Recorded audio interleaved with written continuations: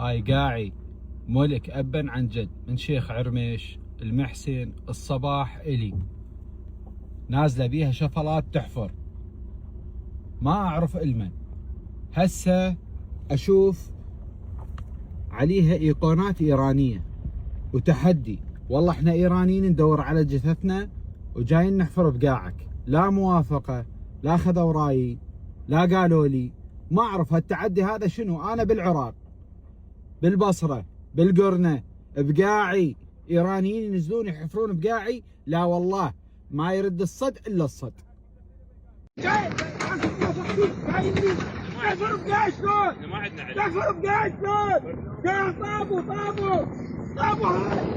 هاي ماشي ثاني عراقية عربية تحفر فيها على أساس. اطلع لا تمسك رصاص والله، تمسك رصاص والله. اطلع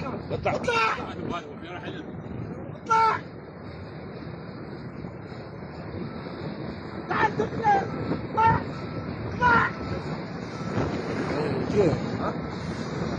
يحفر القاعد انا خفرجه. اطلع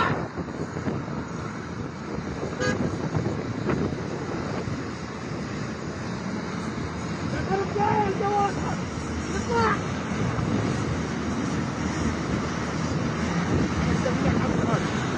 طلعهم اخير عبيد